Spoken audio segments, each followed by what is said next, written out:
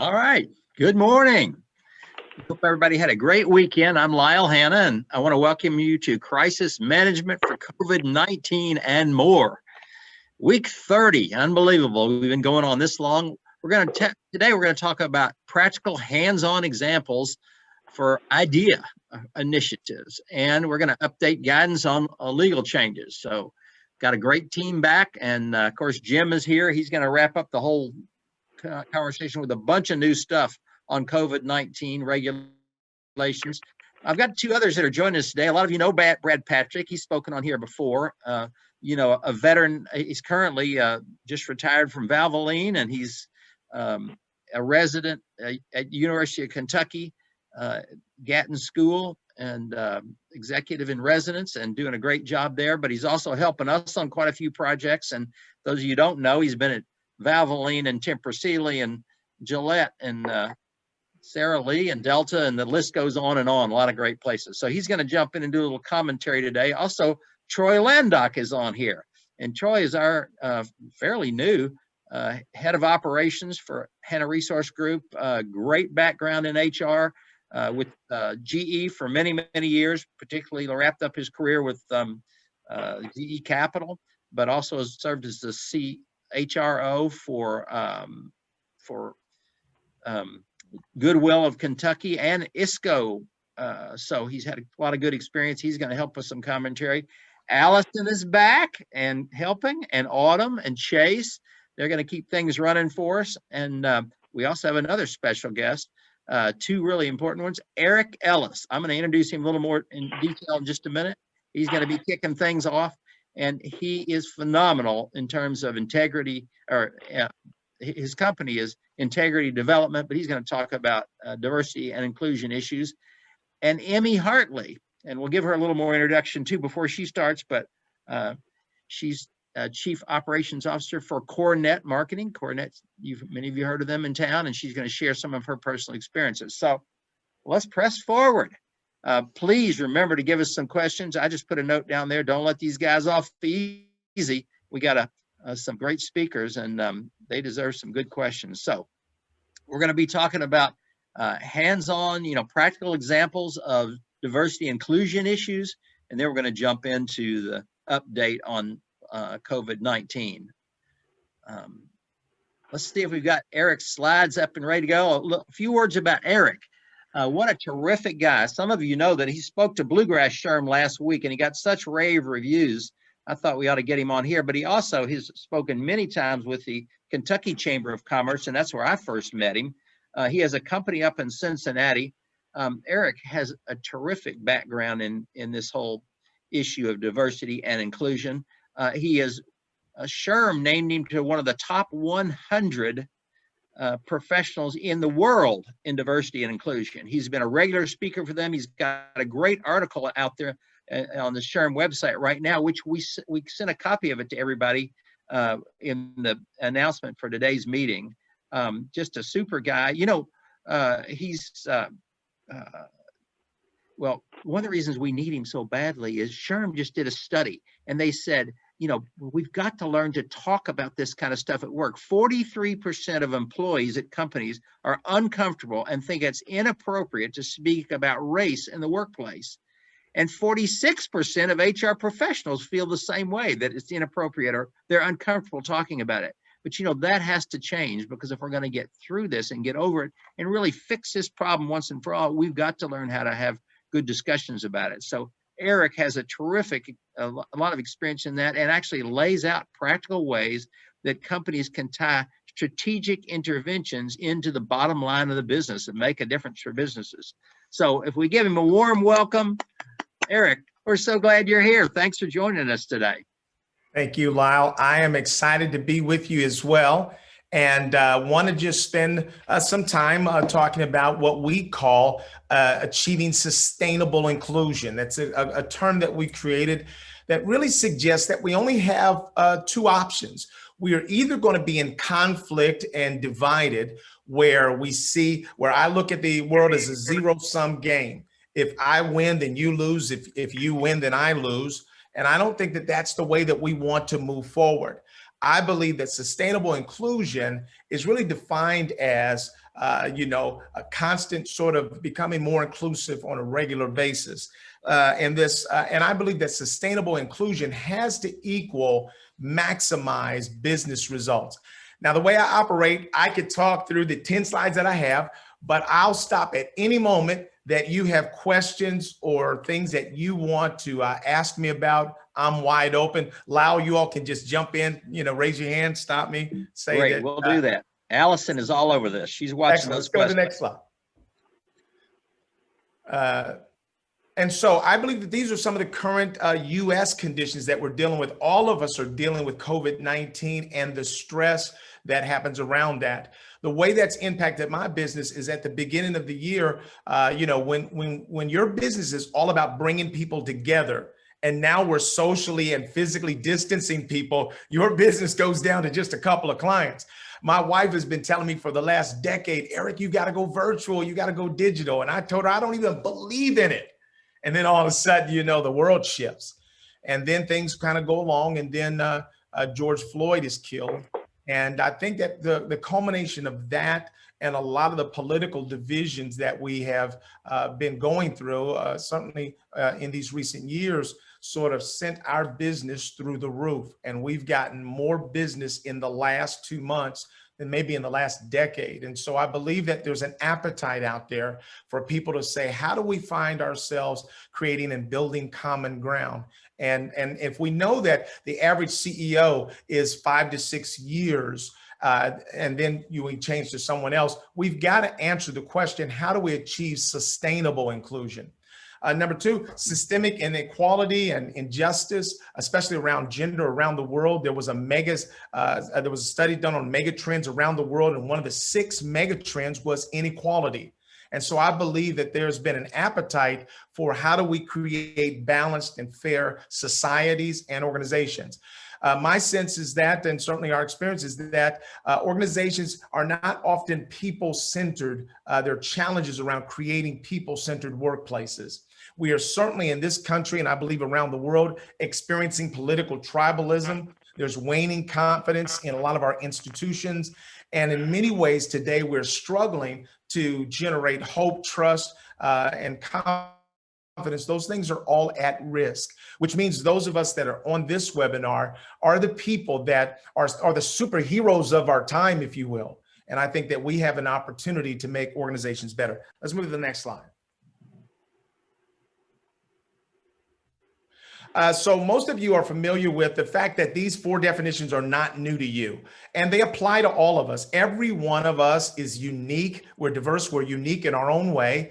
We want to be able to bring our authentic selves to work. And then we want our talent, skill, and ability to be included in meaningful ways. And when we contribute something that makes a difference, I think we want to be equitably recognized, rewarded, compensated, and promoted. And then at the end of the day, we are looking to be respected. Let's go to the next slide. And if there's a question here, sometimes it's hard for me to, if you can read it out to me, Allison, that may even help me. We'll do it. Well, right now they're just exclaiming how awesome you are. So well, thank you. Okay, so let's go to the diversity wheel. And go on. Right. So this diversity wheel basically says that diversity is broad. We developed this wheel 15 years ago. It's an adaptation of much of the work that my father did. So my father was a pioneer in the field of diversity, believe it or not. Next year, I will have been doing this work for 30 years. And my father did this before me. So my dad was a pioneer in diversity. My mom was a preacher. You'll kind of hear a combination of both of those in my voice. But 15 years ago, we developed this wheel of diversity based upon a lot of the work my father done, but also an adaptation of the work of Marilyn Loden and Judy Rosner as they talked about the primary and secondary dimensions of diversity. Basically, this wheel says that diversity is broad, that there are these 3 dimensions. There's personal dimensions of diversity, things like our age, our race, our personality, our sexual orientation. There are social dimensions of diversity, things like our language, our income, our social class, our parental status, our marital status, our political beliefs. And then the outer ring is the organizational dimensions of diversity, whether we're technical or non-technical, our work experience, length of service, the location that we operate in. I believe that the way that we look at the world And the way the world looks at us is impacted in great measure by this wheel of diversity. And then at the core, you see that dominant, non-dominant culture. So dominant culture traits are those traits that have more power and privilege. And non-dominant culture traits are those that have less power and privilege. And so I believe that none of us is the same. All of us is a unique configuration of this wheel of diversity. None of us is privileged the whole way, or none of us is oppressed the whole way. We're sort of a combination of these things. And I believe that we could literally map ourselves out on this wheel and identify where we may be receiving privilege and advantage and where we may be held back. So the goal of organizations is to remove barriers so that all people can rise to the level of their talent, skill, and ability. Let's go to the next slide.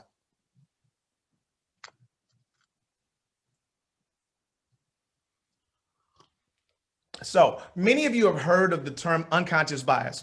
So as I learned about unconscious bias, it literally shifted the way that I do this work. I remember a number of years ago, I'd be conducting a training class and somebody would inevitably raise their hand and say, hey, Eric, I don't have a problem with people based upon their gender, their race, or their sexual orientation. As long as they get the job done, brother, that's all I care about. And I used to think to myself, with my open-minded, diversity expert mentality, liar, liar, pants on fire. Come on, brother, tell the truth so we can get out of this class. I used to think that there's no way people could be telling the truth. And then I learned about unconscious bias. We know that each second our brain receives 11 million bits of information. It can only handle 40, and actually 3 or 4 things consciously. So the vast majority of information is going into our unconscious brain. And so it's possible for us, here's what that means. It means that it's possible for us to say that I don't have a problem with someone based upon their gender, their race, their sexual orientation. It's possible for me to say it, believe it, take and pass a lie detector test that says I'm telling the truth, and still discriminate against somebody based upon that stuff. Isn't that crazy?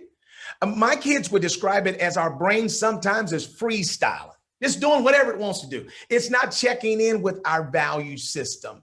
It's making decisions based upon system one thinking, or our reflexive brain, our instinctive brain, the same one that when we're walking down the street, we hear a loud sound, we turn quickly because out of instinct, out of habit. And so if, our brain receives so much information, a lot of it gets pushed down into our unconscious minds and our mental models, those stereotypes and biases. So I've got some good news for you today. I'd say breaking news. I've got the antidote right here. This is a formula from some research that was done in 2012, but guess what? I'm going to bring you more current than that. Right now, today, on the very current Harvard Business Review, you can find the same formula in their September, October edition. And basically in that article, they talk about sort of the 5 steps for how to manage racial equity in the workplace. But I promise you, the article is much broader than that. It can be applied to any diversity thing. But let's look at the 2012 study, University of Wisconsin. They said there are 3 things that you need to do. This is the formula for long-term bias reduction in measurable ways. 3 steps. Step number 1, increase your awareness. Increase your awareness of how inequity manifests itself in society, in your own workplace, and then inside yourself personally. Now that's a mouthful right there. Because most people think there's only 2 kinds of people in the world. There's open-minded people, there's a few bigots. The majority of us, we're open-minded, we're looking around trying to find the 2 bigots so we can, eject them out of organizations. And I would say to you that there's only 1 kind of people in the world, and that's humans. And humans have bias. So as the one who's speaking to you today, I am not somehow in diversity heaven like a mother bird trying to, swoop down and feed baby birds worms. No, I still have growth and I still have biases that I'm working on. And I want to share something with you that might be a little bit discouraging, but there's no amount of training that you could go to that would enable you to never, ever again have your foot in your mouth. Nope. From now to the time you die, there are going to be times when you say dumb things. You're going to say something that's going to, and you're going to put your foot in your mouth. My advice is take the foot out, spit out the shoe leather, say I'm sorry, and realize that we want to continue to grow. So this formula says 3 steps. Number 1, increase your awareness. Legal might not even like that, but we have to understand how inequity is manifesting itself in our organization. We also, I believe, have to understand our DE&I strengths, diversity, equity, and inclusion strengths. Step number 2, we have to increase our empathy and concern. So it's one thing to be aware of inequity. It's another thing to be concerned. That's where I believe it's so important for you to understand your business case. And then as we understand our business case, I think it sets us up to be more concerned about this work. The other thing that some organizations are doing is they're engaging in listening sessions where they're having their diverse employees talk to, their coworkers around their experiences around sexism or racism or other kinds of isms, so that we might be able to demonstrate, we might be able to gain more empathy and concern if we're listening to our coworkers talk about how inequity is affecting them. And then step number 3, develop strategies to reduce bias. In other words, it doesn't matter how many of these seminars you go to, if you don't learn and practice skills and techniques to reduce those biases, you can't really bring about change. And then you've got to engage in, I believe, continuous learning. And then you have to address the inequity that exists within your processes and your systems. Now, the research says that when we start talking about inclusion, 65% of our focus has been on fixing people, but 67% of our success comes from fixing or strengthening our processes and our systems. And sometimes when we are in a system and we're the dominant culture and things are going fine for us, it's difficult for us to recognize or to see some of the patterns of inequity that may exist within our organizations. Let's go to the next one. This slide is so important, as all of them are, but this one is really important because it says these are 2 studies that were done by Gallup. In 2017, they did a study of full-time workers around the globe. Some of you have seen this. In that study, they found that 85% of people don't like their jobs and 75% of people hate their bosses. Wow. The next study they did comes out. I see you, Lyle. The next one comes out. They did an article that you can find online right now that says why great managers are so rare. Now, in that study, they say that only 10% of managers in the typical organization are great, 20% are good, and 70% are mediocre to poor. They identified that 82%, that's a big number, 82% of the managers that companies promote are the wrong person for the job. And I believe that that happens because of favoritism, or it happens because we may have people that are technical, they're engineers or IT professionals. They want to be individual contributors in that space. But if we don't have technical paths, then we give them people to manage. They don't want to do that. And so they're not very good at it. And then they said the third point here is that 72% of the average employee's decision to become meaningfully engaged in the work is influenced by the effectiveness of their managers. Let me take a drink of water. I want you to think about that for just a minute. So here's the takeaway from me. The takeaway is that before we ever start talking about diversity and inclusion, I would suggest to you that we have a people problem, that organizations have not made great enough investments in being what I call people-centered.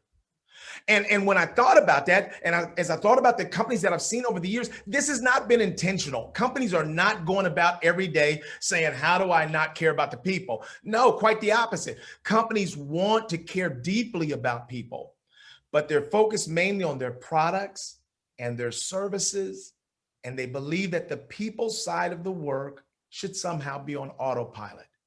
It should somehow manage itself.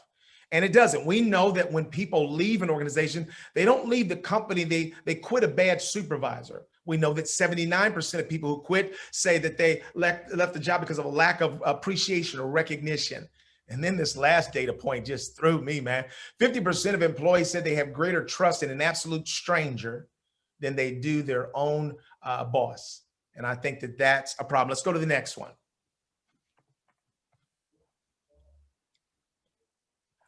So I'm big on the business case, inclusion and diversity. It can impact an organization at 3 levels.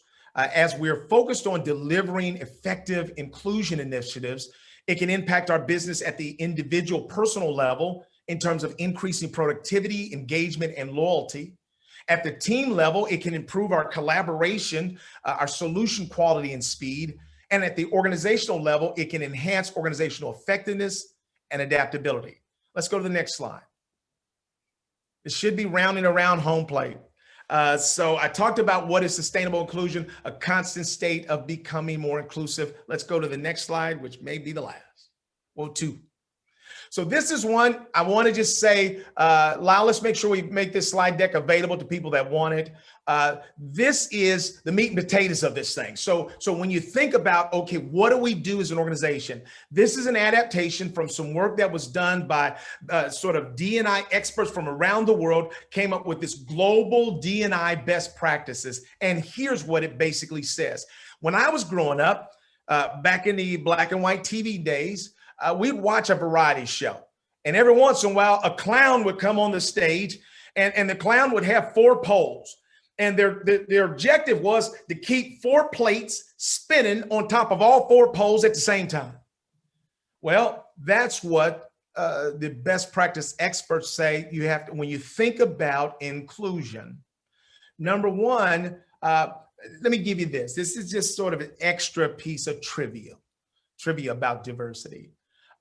There was a meta study that was done of 40 years of diversity training. They found only 2 things that consistently move the needle within organizations. Number one is a technique called perspective taking. So in other words, as you seek to gain the perspective of others, it drives up your empathy toward them. So I'd say to any of you that are executives that if you're not spending significant time with the people that are closest to the work and closest to the customer, there's no way you can make the best decision. Number 2, out of that meta study, that 40 years of looking over diversity training, was developing strong, challenging action plans. So for those of you that think that we can just sort of, come up with what do we want to start, stop, or continue? One thing, we're going to start, stop, or continue. Well, that won't really move the needle, and it won't literally lead to transformation.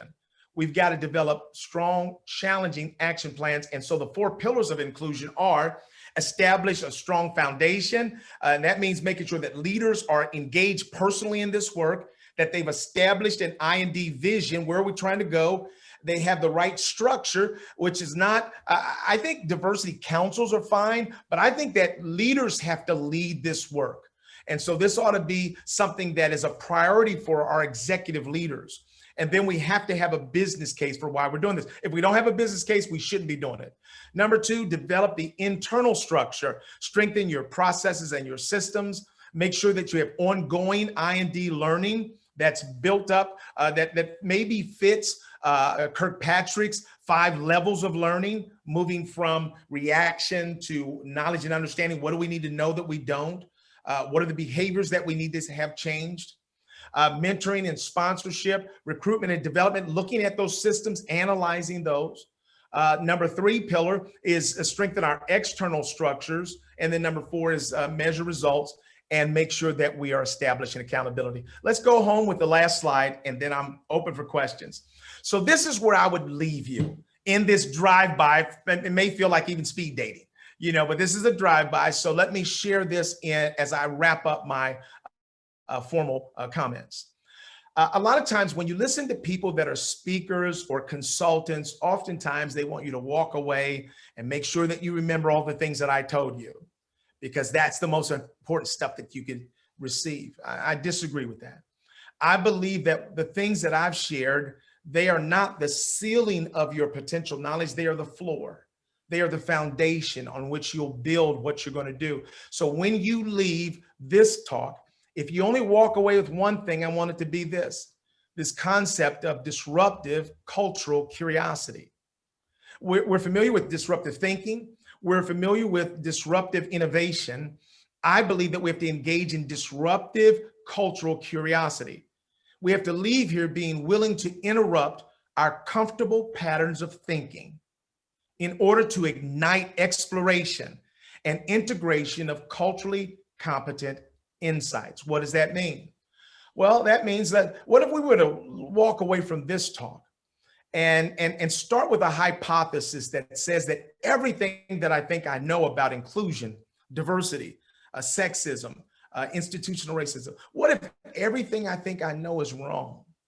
How might I leverage my own personal curiosity to tap into the resources, the people that work with me, that are my customers, in order to gain culturally competent insights that transform our business into a more successful entity? What might that look like? So with that, I'm wide open for any questions that anybody may have.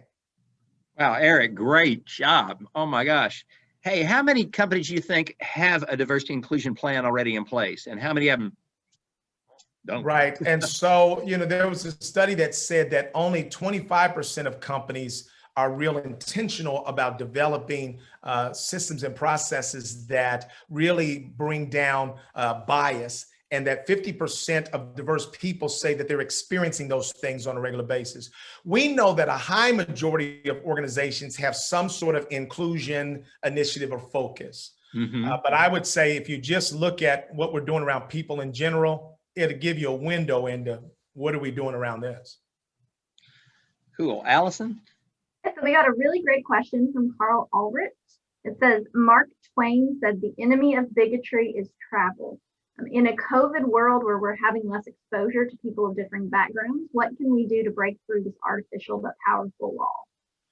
I love that. I think so. So since COVID-19, I've literally traveled around the world.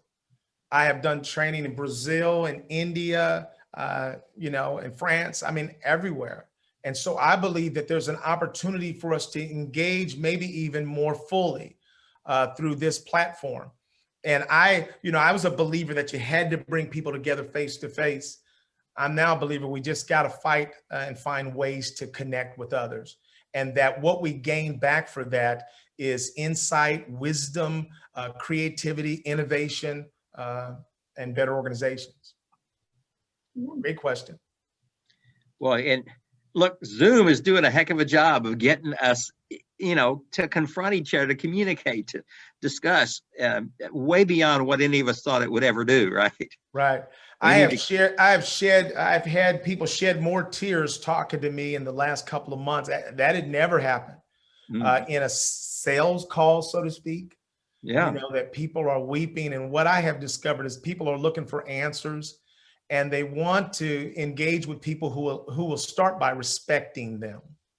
And I believe that that's one of the things that we try to do differently than others, is we're not trying to beat anybody up. We're just trying to help people get to know each other and to create fair and equitable workplaces. All right. Now, we didn't set up a poll for this, but I was on a call the other day. Somebody did this. If your company has taken steps in the past few months to do something about diversity and inclusion, just put a yes on the chat box. Just tell us, yes, we've done something. So there you go. Mary Shearer, yes, way to go. Tiffany, I'm not surprised. Yes. Okay, I love these. Look at that. Some real leaders across the state. Way to go.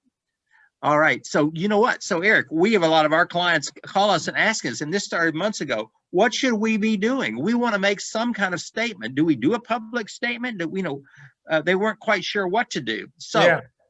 Do we have any more questions for Eric? Because we don't. Well, I've got that. Let me take a shot at what you just said there, Lyle. Good. So I've written that article, or got interviewed by SHRM for the article of what companies should do in response to a lot of the global protests. And I identified 7 tips. So I think you all can make that available to people. Yeah. But I would say the first thing a company has to do is decide if it genuinely believes that it wants to engage itself in this conversation. And I think that there's not one answer, there are multiple answers. I think that if a company is not feeling like they want to be engaged in this, they can sit it out. I really do believe that. But what I'm seeing, so for me, it's been amazing that, I'll get on my phone, messages from DSW, Black Lives Matter, or TJ Maxx, Black Lives Matter. I mean, a year ago, it was like saying a 4-letter word. And now sort of people are saying this, but the question that diverse employees are pushing back on organizations and they're saying, don't show me your statement. Show me your board of directors. Show me your executive team. show me your promotion and development processes and systems. So I think we still have some wonderful work to do in this space. And as we do that, I think that there's something that we can benefit from. All right. Several have asked about Eric's article. We are going to include that. He's given us 3 great things. By the way, he's on the SHRM website right now with a great article that he's done. And he's got these, he's published a book on this. He is really, covering the ground. His website is Integrity Development. And IntegrityDev.com. Yeah. Okay. IntegrityDev.com. Right. There you go. And I'm also speaking at SHRM's National Inclusion Conference, which is virtual, happening right now. It started today, right? Yeah, and I'm one of their speakers for tomorrow. So, all right, Eric, thank you so much for joining us. We really appreciate it. And we're going to turn this over to Allison. She's going to introduce our next guest, who is a client who's doing some great things that we're really proud of. So, Eric, way to go. Good luck, you all. Thank you. Take care. All right, so I'm excited to introduce to you all Emmy Hartley, the Chief Operations Officer at Cornett. They are a local advertising agency, and they do exciting work for a ton of brands, and I'm sure you all have heard of Valvoline, A&W, Buffalo Trace, Keeneland, UK. And so I'm really excited because I'm fortunate enough to get to partner with them in HR, and I know that they've done a lot of really great things to share with you about. So Emmy has over 15 years of experience in ad agencies. She worked with Wilkins Media in Atlanta, Zenith Media in New York, and now she's back here in Lexington. So I'm going to turn it over to her and let her talk a little bit about practical things that they're actually doing. Welcome, Emmy. Great. Thanks, Allison. And thank you all for the opportunity. I really appreciate it. When I was thinking about so much of what Eric just said, totally resonated. I was like nodding my head the whole time and really thinking about how we started this at Cornett back in May and June was, where do we start? How do we start? Just all of those questions were going around. And also to what Eric said earlier, do we want to be part of this conversation? And resoundingly, it was yes. Our employees expected us to. The industry at large, the advertising industry at large, was kind of calling for agencies to do this. And so we really felt like it was really important for us to get involved. And so where we started was forming a team internally that we're calling our action plan team. And that's a team that's made up of people that are at the executive level. Our president, our founder and CEO, Kip Cornett, is kind of the one leading the charge. Important. What did we want to do? And I'm actually going to share this in the chat, what we've called our commitment to change that we published on our website back in June. And, when we had one of our first meetings, Kip said, we're not going to solve the diversity or inclusion problem that we have in this industry, in this country. We're not going to solve it today, but how can we put together actionable plans that are going to constitute meaningful change? And the way that we did that was kind of broke it down into 4 parts, wanting to change the way Cornett looks, thinks, works, and interacts and impacts with our community.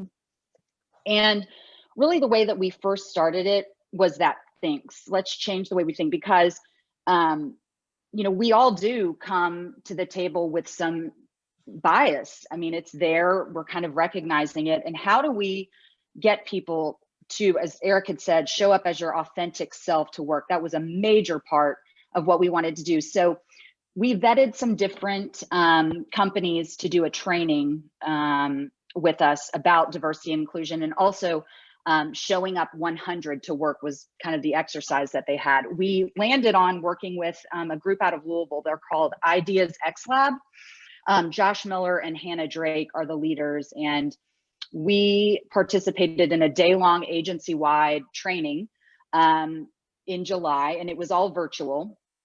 So, and I must say I was a little skeptical about how that would be, but it was absolutely fantastic. I think what was so important about it was they really started at the basic level. How do you approach these uncomfortable conversations, about race in the workplace? People are not used to talking about this. And I really felt like it was important, and we all did, that we kind of give everyone those basic tools and just kind of level set the entire organization in order to feel like they could approach these conversations, these uncomfortable conversations, in a more comfortable way.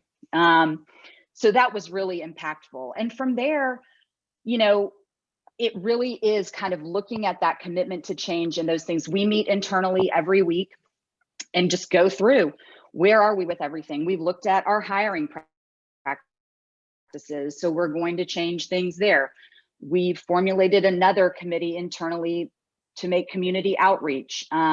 We have provided 2 extra PTO days for our staff that we're calling the Commitment to Change time off, that allows them to take time off to do things in the community to impact this work, because we really do feel as though this is a lifetime of work and commitment. And really a lot of this came from our staff. They're very passionate about this, and they want to work for an organization where they feel like it's important to us, and it is. So it's been absolutely wonderful.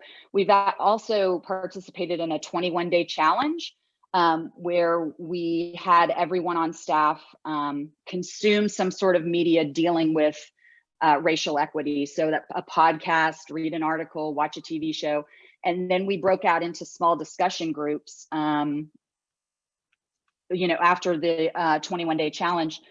Yes, thank you, Allison, for sharing that. And the resounding comments of that was, let's keep having these. So we're going to have those conversations on a quarterly basis. We just have them with small breakout groups of 5 to 7 people. But it has been a cultural change for our agency, and I think it's been definitely for the better.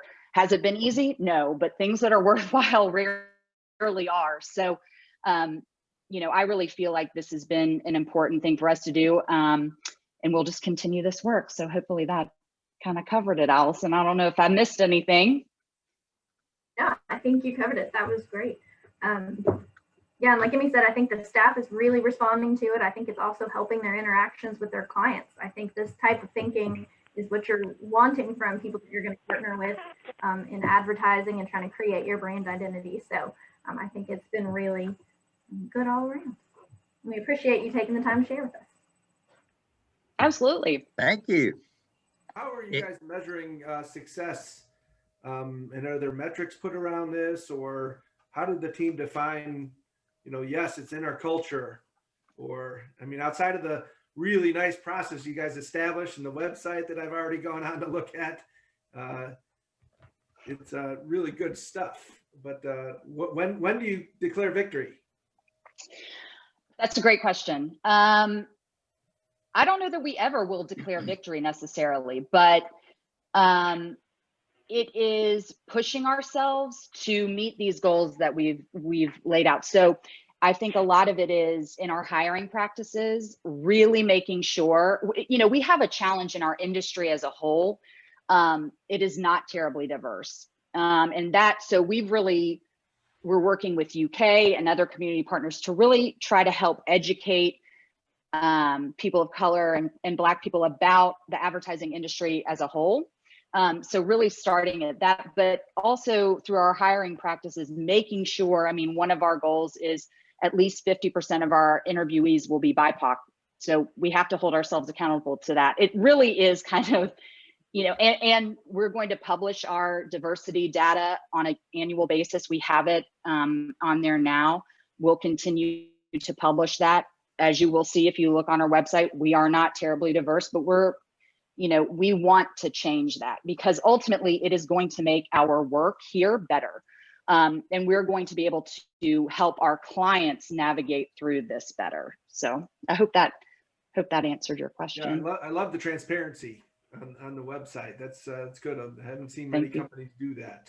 And they have a really neat way internally to keep each other accountable and to share resources. They have a tracking spreadsheet where basically anytime anybody uses their CTC time or reads or comes in contact with anything that kind of fits this mission, they're posting it on there so that they can, number one, keep each other accountable, make sure things are actually happening, but also shares those resources really easily with everybody else on the team. Yeah, and if there's people out there that have trouble getting started, I've worked in several companies where it's always just kind of shoved in the HR department's office, and you got to get people to put this higher up on the agenda. And that diversity wheel that Eric showed is a nice way, because a lot of people just think it's black and white. I had one executive team that I was facilitating this exact type of discussion around, and I asked them to draw a picture of what they think diversity is, and a lot of them just pointed to male, female, or black and white. And I think that diversity wheel is a really nice opportunity to really broaden the conversation. It was kind of fun to watch, the different types of pictures that people drew. And then they had to explain it, and you kind of watched a few people get uncomfortable about it. But if you are the HR department that needs to facilitate this type of thing, utilize these small little tools around just to start the discussion. And then you could start to get more formalized on how Cornett did, with websites and outreach and, transparency and reports, and did a really, really nice job there. But sometimes you just got to simplify it and start with the tools that, that are given to us, or that we participate in some of these, SHRM sessions, or, we were blessed to have Eric today to give us a tool to use. So excited that all of these are coming forward and will be housed in our library or sent out, right, Allison?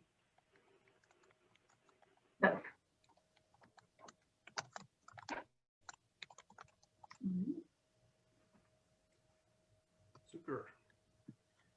Are there any other questions on there, Allison? I don't see questions. I see a lot of people who wanted to thank Eric and Emmy for sharing, and people who were excited to see the resources that were posted, but no new questions. Emmy, thank you very much. Good work. Keep it up. Thank you, Lyle. There's a reason why you're the largest marketing firm in all of Central Kentucky, and because you're always out front doing great things. So we're proud of you. Good work. All right, what's next? Oh my gosh, Jim Morris is back. Can we have a drum roll, please? Well, before I get to that, I wanted to just point out something about this wheel. I put it back up on the screen as Troy was talking. I wanted to just have everybody realize, he mentioned, and I think it kind of got lost, I know he's not on here now, but he mentioned this is a 50-year-old wheel. And if you look at this wheel and you realize it's 50 years old, and I think that this wheel is probably one of the most comprehensive diversity discussion points you can have. So I put it back up there when Troy was talking about it, because honestly, I think it's one of the best things we've had on the slides since we started this. I want to give Eric the credit for it, obviously, because it's his or his father's or both. But if you look at this, and it has everything from your religious beliefs, your military experience, your geographic location. I mean, this has everything you can imagine in it. This is a true diversity. This isn't just gender or race or age. Everybody seems to focus on the middle section, but he went beyond that to have the different levels of involvement. So I'll shut up on that. I just thought it was really, that wheel was really impressive. So, all right. Good So point. that's Thank me. you, Jim. That's me. Welcome. If you haven't been on this before, that's me. And now's when you'd probably want to hang up.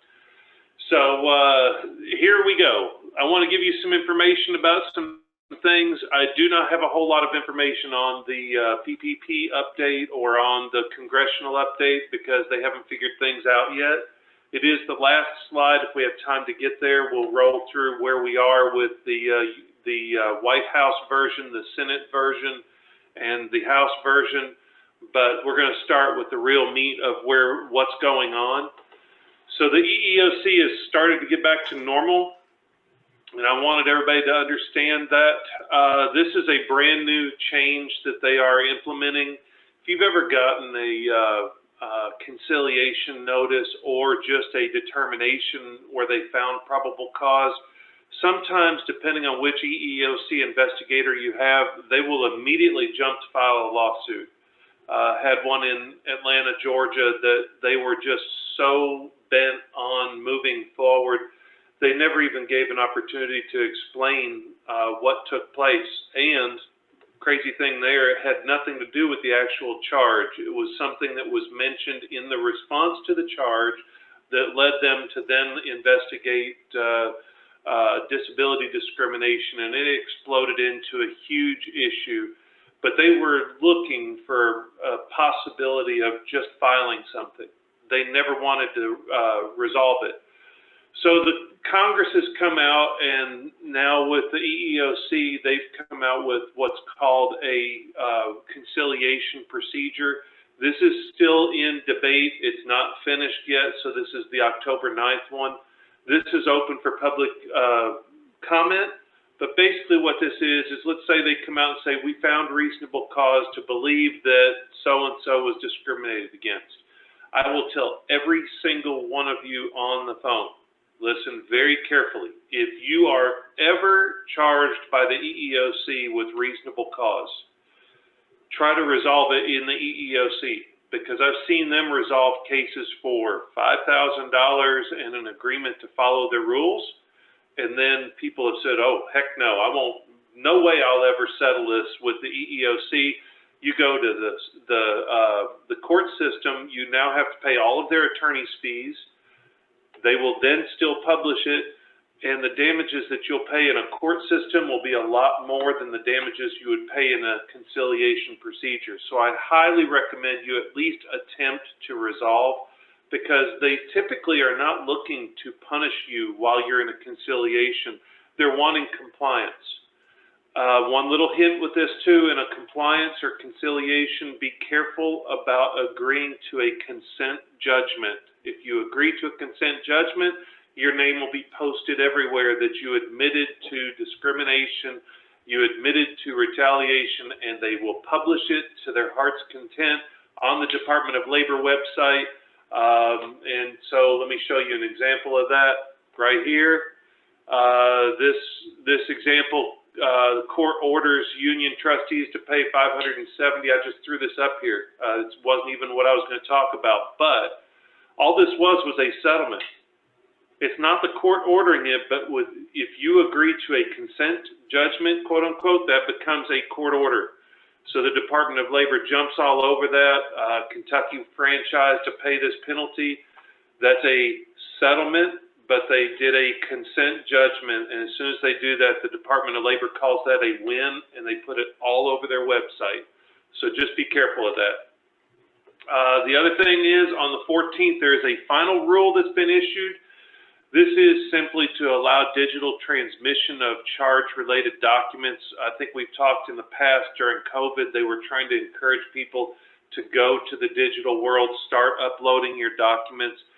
There are some portals that each of the EEOC offices have for you to log into, to file, upload, and so on.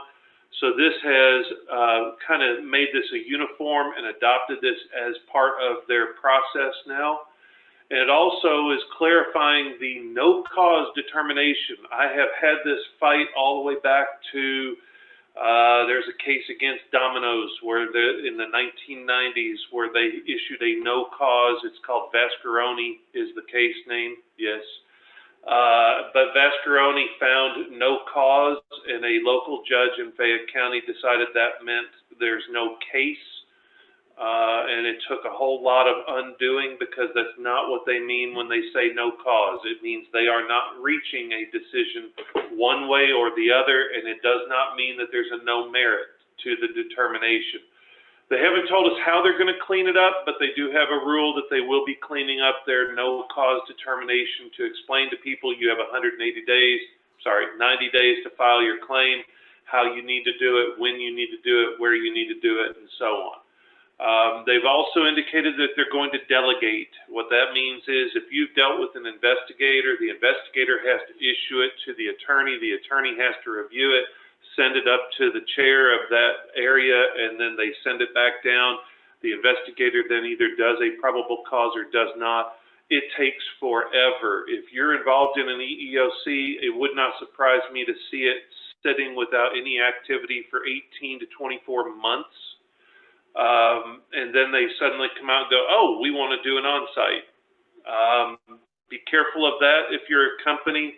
If anybody wants to do an on-site, that's your hint, get an attorney involved, because the one case I referenced down in Atlanta, they did not. They tried to have an HR person respond in a very innocent way, and the EEOC took it as an admission that there was a failure to consider disabilities, even though disability was not the issue. So be very careful with that, but the delegation elimination will mean that they can expedite some of their decisions and hopefully not be 18 to 24 months. Yeah, Jim, you mentioned the back to normal and the EEOC audits or EEOC on-site.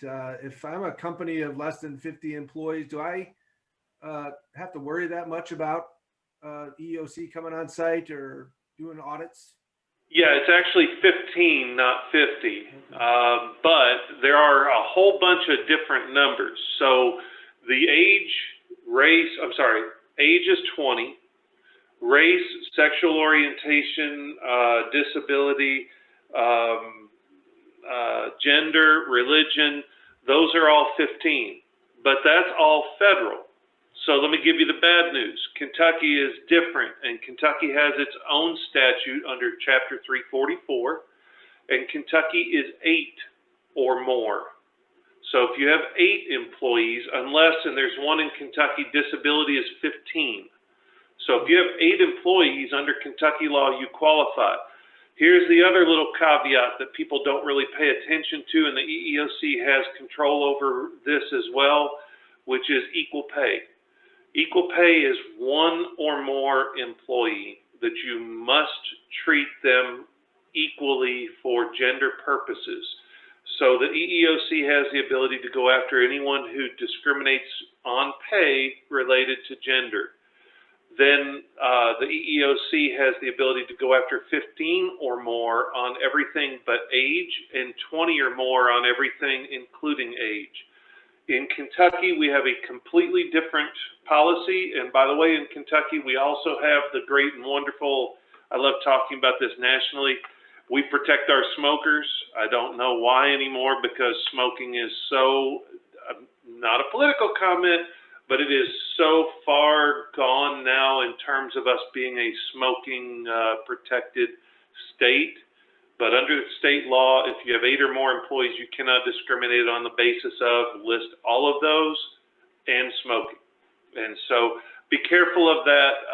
Always keep in mind to look into every state where you operate, because state law has a different policy, and some of the federal has different as well. The last thing with federal is make sure you may have a if you are doing work with the federal government, you fall under the executive orders from the presidential executive orders that require you to comply whether you don't have 15 or more employees.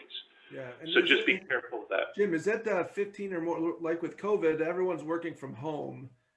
I was taught by one of my labor and employment councils long time ago, and maybe this is me forgetting my laws, but this is why we're here on this call, that they were had to be co-located employees or in a site, so 15 or more in a site. But now that companies are broadening and having to work from home, what should HR people be doing to address, or minimizing the risk around any type of EEOC now that working from home is a new site or could be considered a new site? Right. So the work from home does not impact the minimum number of employees, and they've come out with that to point out that, like on the disability discrimination or the reasonable accommodation, they've really pointed out on their frequently asked questions, look, just because people are working from home doesn't mean you can now say that every single at-home employee is a separate employee and you don't qualify for any of the protections.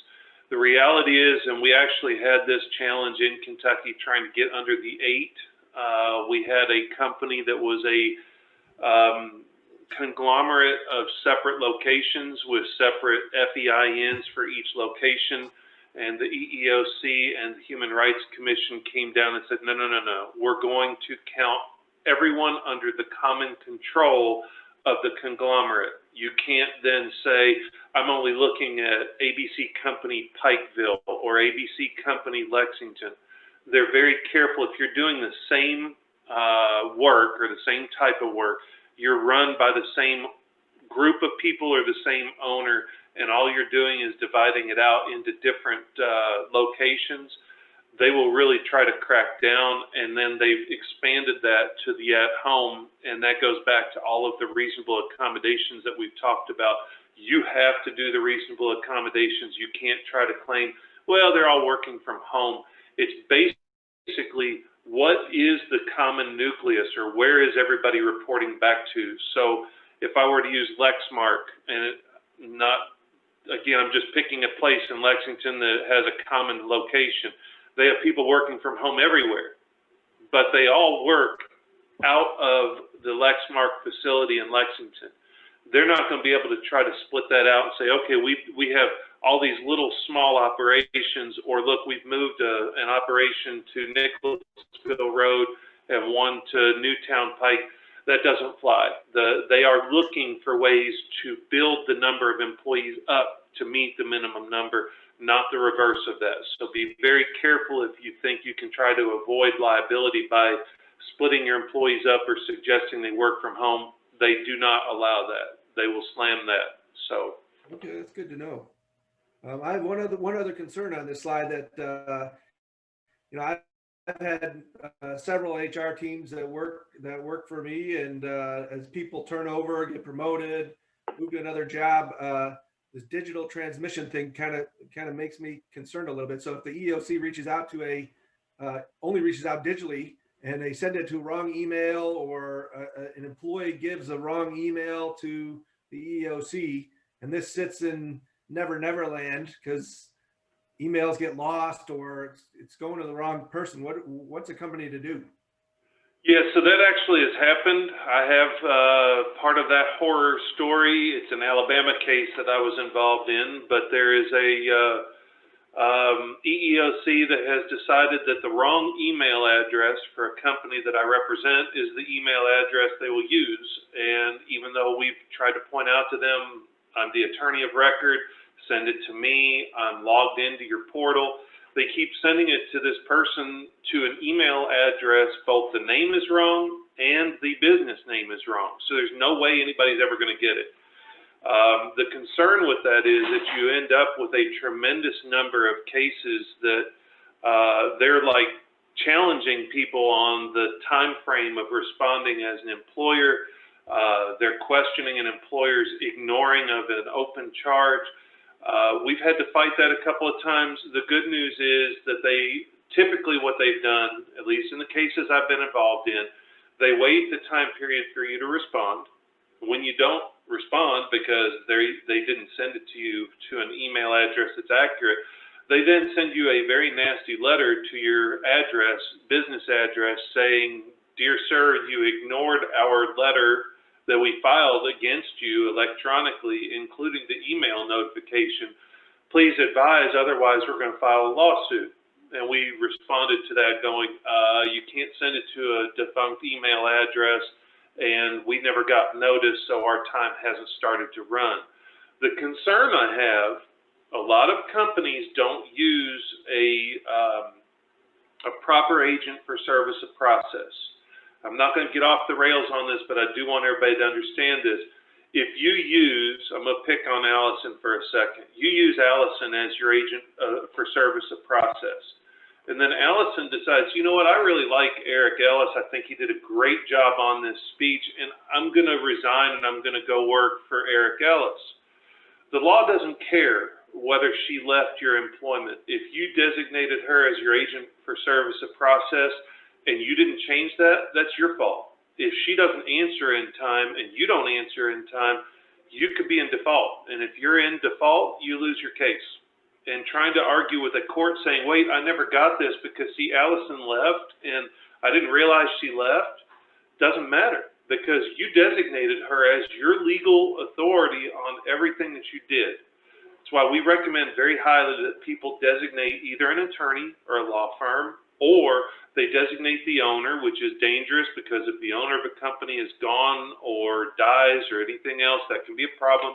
Or the best case scenario is you designate like the CSC, which is the Corporate Service Corporation. We have those in every state, and everyone has one, or every state has one. Physical location in the state, they receive your mail, they deliver it to you immediately and say, you just got sued. Please be advised you have 19 days left on your lawsuit to answer. Those are all critical because the only way that you can be proven to receive notice is if it was sent to your agent for service of process. The EEOC hasn't caught up with that yet. They think that email is appropriate, and this final rule is going to create some confusion for a while. Hang on to your habit a little bit. Make sure you have some backup plans. The other thing is, I always tell HR people, if your name's listed on your EEOC and you know what states you're in, log into your portal every once in a while. Make sure they still have your email address correct. Make sure you have more than one person listed to receive notices. And if somebody resigns and they were in charge of your EEOC, make sure you have some kind of succession plan built in so someone else gets that notification. Yeah. Good to know. So, all right, here's your OSHA. OSHA has decided we're really going to heat things up. I did a post to you 2 weeks ago. So what was that, September 23rd, I think, that they had triggered 30 establishments for a little over 300,000. Well, now they're up to 85 establishments for 1.222 million. And what they're doing is they're identifying penalties and fines related to medical evaluations, not doing proper respirator fit tests, not doing training or fit on respirators or PPE, not having enough of PPE, not reporting an injury, illness, or fatality related to COVID-19, and not recording a COVID-19 on OSHA record-keeping forms. I wanted to alert you to this because this little last thing on here, if you aren't doing it yet, now is the time. If you notice when I pulled it on the screen, I don't know where it is now, but I had pulled the OSHA and the Department of Labor announcements up on the screen for you all to see. Two of those were in Kentucky. One was our banking association and one was a McDonald's franchise in Louisville, both of which have gotten fined from the Department of Labor.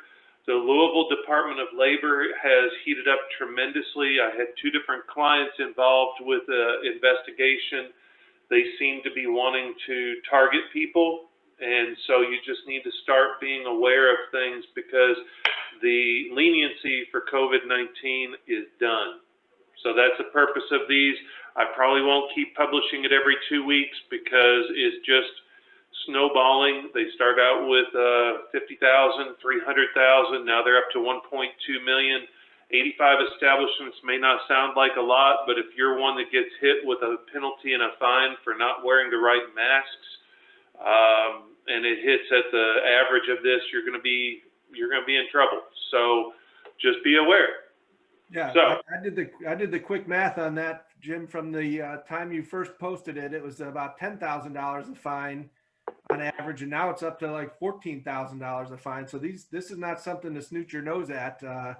Get this type of these processes in place. Get your safety managers, or if you're in charge of safety, make sure that you're covered, because it's $14,000 for any company is a big amount. Yeah, and 14, you could look at this if you're a huge company, you're like, oh, $14,000, all right, whatever. But then again, look at what they're penalizing for. Not doing a fit test, not doing a medical evaluation, not doing a proper training on the fit test and the PPE, or not reporting an injury. So these are like simplistic things that you as a company should be doing. And yet, if you get hit with a $15,000 penalty because you didn't do a proper N95 respirator fit test, that's a lot of money. And typically, that's going to be somebody's job if they didn't do it. So if you're in HR, like you said, on the safety side of things, A $15,000 for one person that didn't do their job is a big amount. And the other thing I'll say is this: I don't think you can look at this and just go, oh, well, this is just the big boys, they're not going to be worried about us. Because it takes one whistleblower, one disgruntled employee, one person that goes, you know what, nobody's done a fit test on me in the last 4 months, and I've got facial hair. So I know that I don't have a fit test that works right, and so I'm going to report it. You may only have 10 employees, but it takes one to blow the whistle, the OSHA to come in, and then you're ruined for what's going on. If you're not familiar with the fit test, you probably need to get familiar, because I had a case involving people with facial hair. You have to have a proper seal test on the type of masks that you have to wear, and if you're not doing them timely and something happens to someone, you will be liable. So, sorry, Jim, somebody was saying something. Yeah, Jim, I'm guessing if we were on a Zoom call with OSHA, they would be complaining about not having enough staff. So I'm guessing that most of these complaints are coming in because employees are calling OSHA. Is that really what the real practicalities is all about? Yeah, I mean, what's happening is that if you have an employee who didn't want to go, I'm going to make this up, so I'm not targeting anyone, an employee who really didn't want to go into work today, and you made them go into work today, you could end up with somebody blowing the whistle because, you know what, they just didn't do mine right, or they never did one, so I'm just going to tattletale on them. So yeah, that's really where we are right now, because OSHA is overwhelmed with all of these regulations and all of the COVID things going on, the lack of N95s. They're trying to come out with exceptions and exclusions and explanations. But basically what's going on is an employee that blows a whistle, they're going to investigate. And if they investigate and you did it wrong, that's when you're going to get this $15,000 penalty. And I will tell you right now, that penalty is pretty small, because what they typically do is they'll take that penalty and then they'll do a real penalty, which is you pay the employees for what you did wrong. Then you have to pay a money to the DOL to help fund their investigation of other people. And it's usually 2 or 3 times the amount of damage you actually did. They're not doing the penalty phase. They're just doing the minimum penalty during COVID. Yeah, so, I guess the point that we can extract from that is you don't spend your time looking out the front door waiting for an OSHA person to show up, making sure that your workforce understands and that you have a good connection there is what it sounds like. That's correct. And I'll tell you, that's the same thing right now with the EEOC. The EEOC, OSHA, Department of Labor, wage and hour, they're not going to come knocking on your door because they're drowning with the amount of work that they're doing, but they will definitely respond to any whistleblowing going on. And that's where you have to be very careful. And a lot of this goes back to the diversity training, the things that Eric talked about, because if you're treating employees wrong, regardless of where you are on that wheel, you treat people wrongly, those people are going to be disgruntled. If they're disgruntled, they're looking for something to report for what you're doing. So just be aware of that. Yeah, Jim, real quick before you go on to the next slide here, there's a question that came in. You know, if I work for a company that doesn't have respirators, I assume I don't have to do a policy, correct? You still have to have a respirator policy or the mask policy, depending on which type you have. It depends on whether you fall under an industry that requires an N95 type mask. We've talked about the exceptions for the N95 because of COVID, how short people are on the masks, the different types that are being allowed instead of the N95 particular mask. So you have to verify what type you're having to comply with. And then I will say this, obviously, if you are simply wearing masks because you're a public-facing business or you're complying with the state rules, you still have to comply with all of the governor's May 11, 2020 rules in order to remain open. So it's kind of a double-edged question or a double-edged sword question. So if you're required by OSHA to comply with an N95 mask or like a firefighter type mask or any other type of OSHA required seal test mask, you still have to do all of those. There are some exceptions built in. If you're not dealing with OSHA masks, remember you still have to deal with some type of cloth covering, some type of mask, non-respirator mask, but you're still having to comply with state law. So those are other factors. You always have to make sure you're complying with all of those. All right, so let me move on a little bit to the Sba Ppp. There are some updates on the PPP. Yep, you thought they were done 6 months ago. Reality is you're 6 months in, so the Treasury, SBA, and all of your lenders are now realizing that the rules hadn't caught up with all of the Flexibility Act and some of the other things, and we're 6 months in. The original loans were supposed to be 6 months, so people started freaking out. This one was the first one. So this one, on the 8th of October, they came out with a rule for PPP. If you're less than $50,000, there will be a new application for forgiveness that will not include a whole lot of proof. It will not include a whole lot of documentation. Quite frankly, I think the SBA doesn't, this is my own personal, so please don't quote this when you respond to the SBA or your lender. They don't care about you. If you took $50,000 or less, you're basically going to be like rubber stamped to be accepted. Don't quote me on that. If you get audited, not my fault. But they're literally saying we're not going to require any proof on reduction in full-time equivalency. We're not going to require proof of reduction in wages. You still have to answer the certification questions. The lender will still have to verify that you signed a certification. You could still get sued if you lied and an employee tattletales on you. You still could get caught up into a false representation to the federal government, but they have a lot bigger fish to fry with the people who took over $2 million that are subject to all kinds of scrutiny. So they passed what's going to be called an easy form. This one right down here, the 3508 easy or simplified. That form is for, there are 3 different ones now. One's under 100,000. Now they've come out with one under 50 that's going to be really bare bones. If you're a lender, pay attention because this new frequently asked question or new announcement had a lot of things in it for lenders as well, across the board, explaining what they're going to have to do. And then they said basically what this does is out of the 5.2 million loans, 3.57 million were below 50,000. So they're truly trying to flush out the 50,000, flush out the 100,000, and then they're going to deal with the ones that are legitimate, decent size to oversized loans, i.e. the 2 million and over that they said they're going to go after, and the 100,000 and up that they'll subject to regular scrutiny. So that was the new update on that one. There's also an update because people started to, well, actually this one came out, let me make sure which one I'm on. Yeah, this one came out on the 7th with regard to the Flexibility Act. Basically, people started to question the 6-month, the 10-month, and the different things, and everybody said, no, it's not the 6-month, it is the 10-month. Yes, it does apply. No, you don't have to have a modification of the promissory note. That's the part that I bolded down here.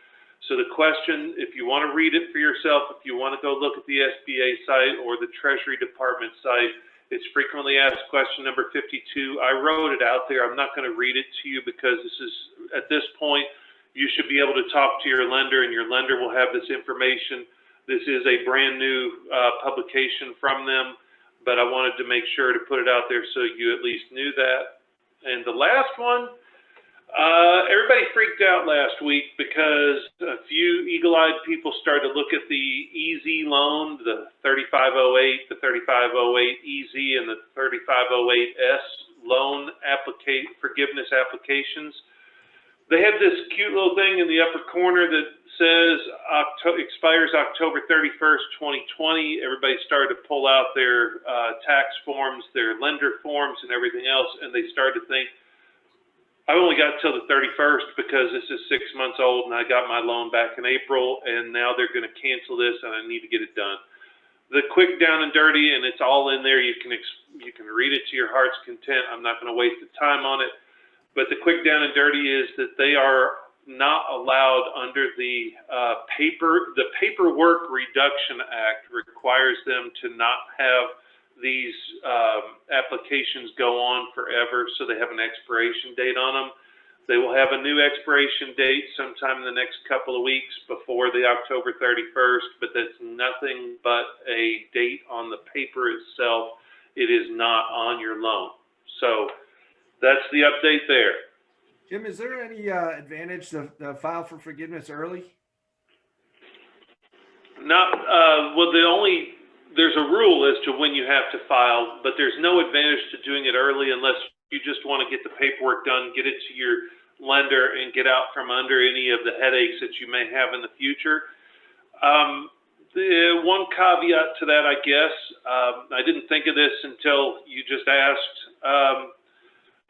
As you all have seen from April to the present on this conference call, every single week it seems like somebody in, the CDC is up on the page right now. So my sarcastic comment will be about the CDC, but I'll just apply to the SBA. They change the rules every week. You are bound to the rules as they exist at the time that you submitted whatever document that you wanted to submit.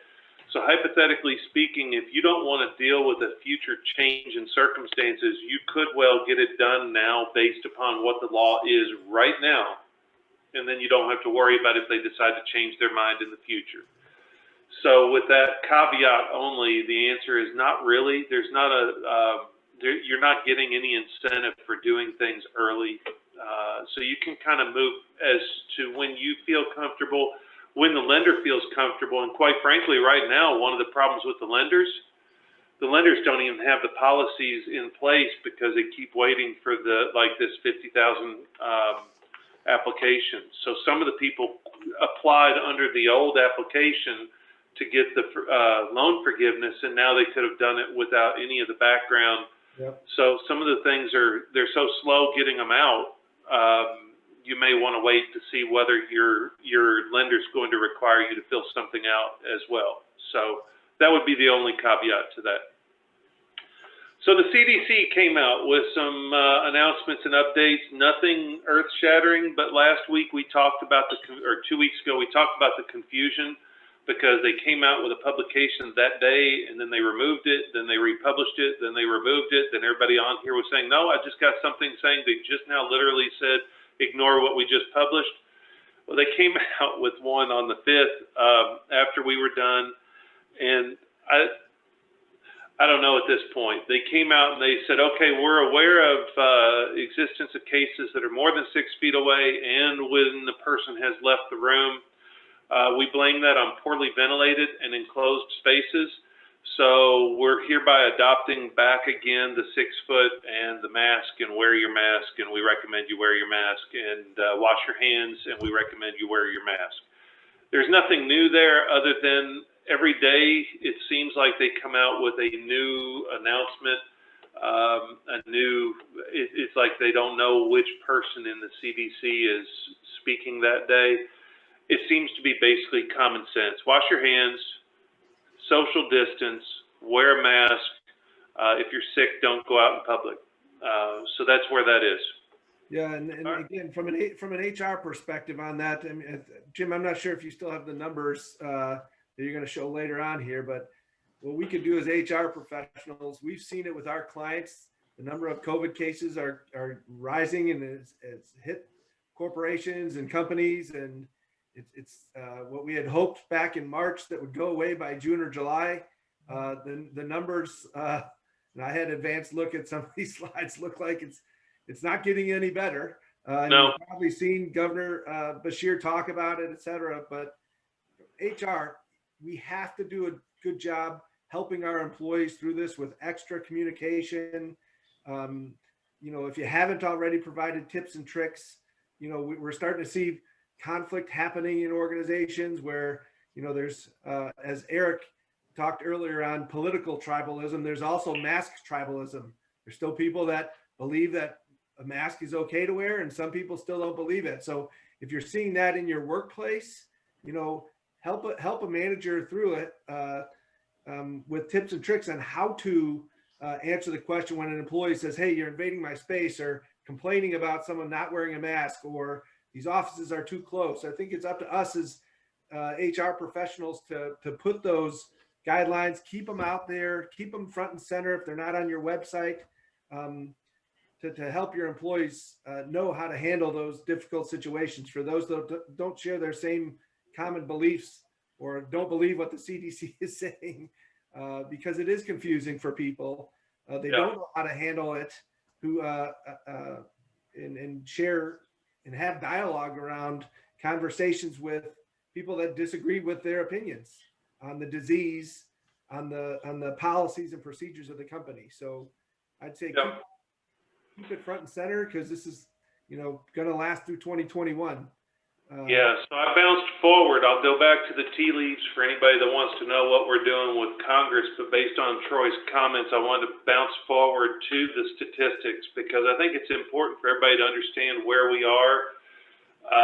Right now, our state is failing, and the statistics that he's showing, if you want to look back at where we were last week on the incidence rates, our incident rates were largely yellow and orange. Now they're largely red and orange, which means it's getting worse and not better. We have one state. If you're in Robertson County, congratulations, you're on track. 0 cases per 100,000.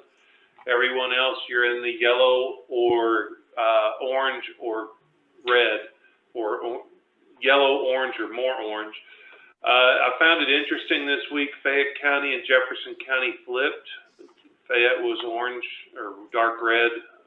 This week they're orange. I don't know why, because you'll see here in a minute, Fayette County is the highest and Jefferson's the second highest. So I don't know where the statistics are coming from on this page, but we are trending the wrong way.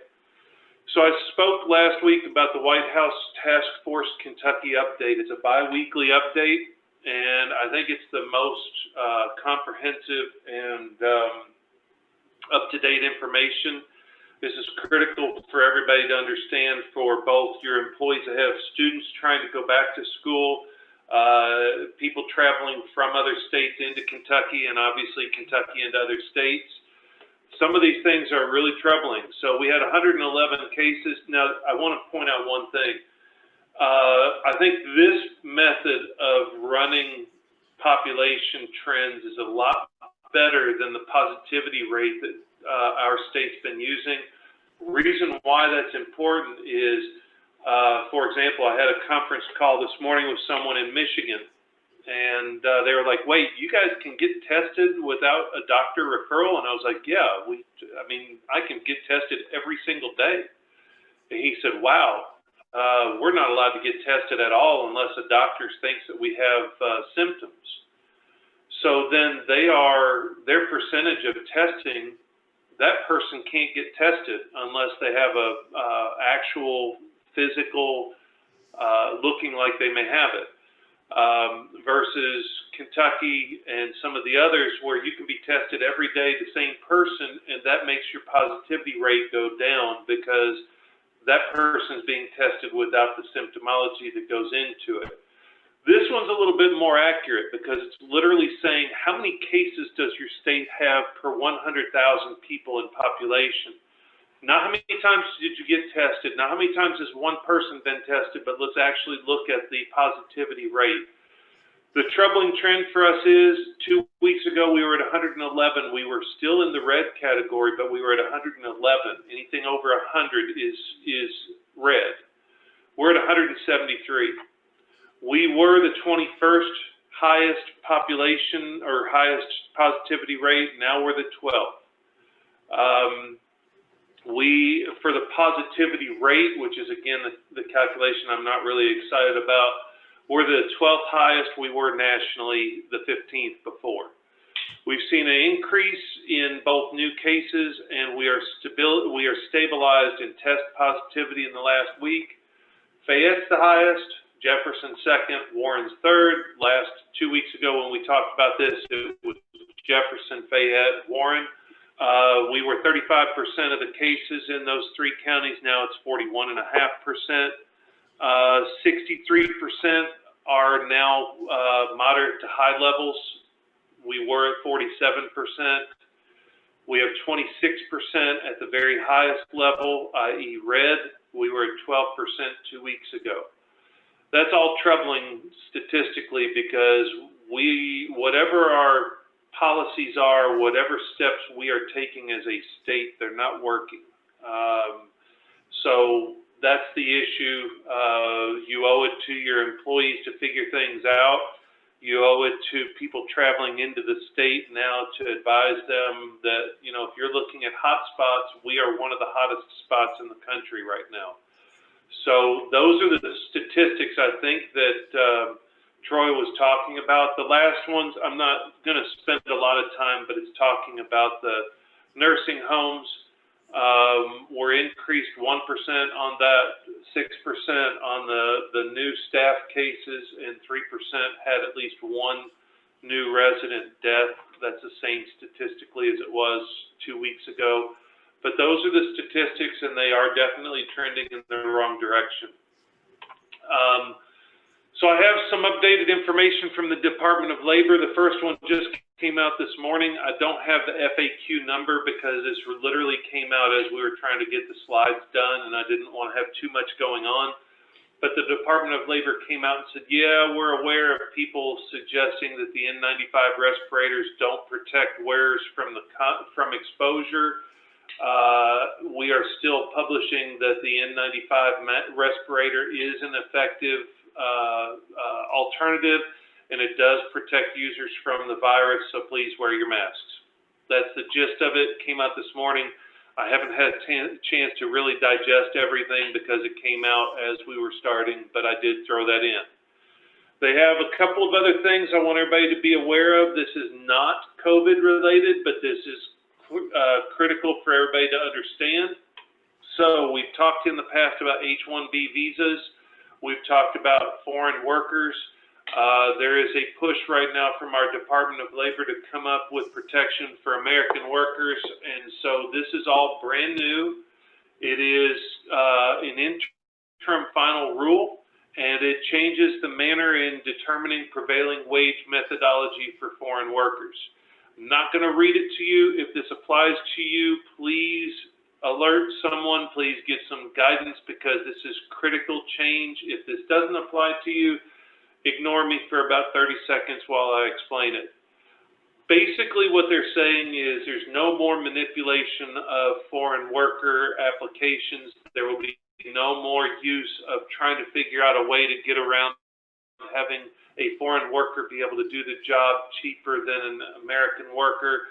There's no longer a way to advertise for a position and not make sure that you are actually in need of a foreign worker, that no one can do the job, and that you are offering a prevailing wage rate. They do that through this second bold here. You are now required to do the higher of the prevailing wage rate or the actual rate that has been paid to employees with similar experience and qualifications. Can't go with the lower one, you can't make up one, and the other thing is if you're doing an EB2, EB3, you have to recruit U.S. workers for the position using the prevailing wage issued by the Department of Labor. And if you can't find someone willing, able, and qualified, then you must promise to the government that you will pay these foreign workers that specific prevailing wage. You won't be able to manipulate, won't be able to change, won't be able to reduce, won't be able to try to convince the lower of the prevailing rate or the wage that are paid to other employees. It will be the higher of both of those. So these are some major changes that came out on the 6th of October. I want everybody to be aware of that. No, that's not COVID related, but they are getting back to business going after people. So, we've got one other thing I want to cover. I skipped it earlier, trying to get to the tea leaves. I talked about this. There is activity this week. I doubt it's going anywhere, but I want to make sure you're aware of it because if you hear anything after Wednesday, chances are we may be meeting on Monday of next week. If you don't hear anything after Wednesday, chances are we're not going to be talking about this until after the election.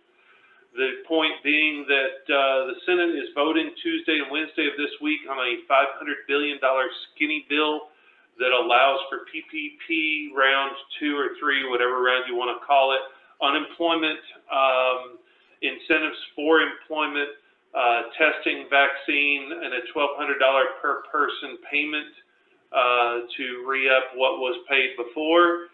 The White House is trying to get the senators to adopt a $1.8 trillion relief package. They are getting quite a bit of flack back from the Republican-controlled Senate that they will not discuss that. They don't have the votes to override the skinny bill versus the 1.8 trillion. And then the House has indicated they won't accept the 1.8 trillion. They want the 2.4 trillion. And so you still have 3 different groups. Speaker Pelosi has put a deadline on Speaker Mnuchin of 48 hours, which I think started Saturday night. So I think she was talking Monday night, i.e. tonight. If it didn't get done in that time period, she didn't believe that she could call the House, get the House to vote on it, and get it passed before the election. So they're at 2.4. The White House wants 1.8. Somewhere in there is the sweet spot between the House and the White House. But the Senate has said, and I think they have quite a bit of flack back, that they won't look at anything above the $500 billion right now. With the election being 2 weeks from tomorrow, and the Senate being consumed by the nomination and voting of a Supreme Court justice, I just don't think that we're going to see the relief package for the businesses that we were thinking might come into play until 2 weeks or the week after or 2 weeks after the election, and maybe not even then. Disappointed with that because I think that the House had way too much in theirs, the Senate has way too little. The White House has thrown something out, but I don't see any details in theirs either. All 3 of them seem to be on different playbooks. None of them seem to be understanding or agreeing to look at what anybody else is suggesting. Meanwhile, the businesses are running out of cash. The FFCRA is running out of time. And I think that we're running out of patience with everybody and their brother. So that's it. All right. You whipped through it. Allison, do you want to fire that last question out to him? I'm sure. Which, if any, of the proposed bills include business liability protections? The Senate has a business liability protection built in. The House Republican side was really pushing. If you remember when Congressman Barr was on here, I think it's been over a month and a half now, he was saying that their push was to make sure that had business liability protection. I don't know about the White House because I could not find the details. It seemed to me they were stuck on the dollar amount and not the details. So I did not see on the White House version whether it included the liability protection. But the gist of it is, I don't know whether the liability is going to be in any of these. Our state could do it, but we haven't heard anything from the governor's office as to what they're going to do either. So we're kind of still up in the air, still trying to figure that out, and I don't know when we'll get the answer.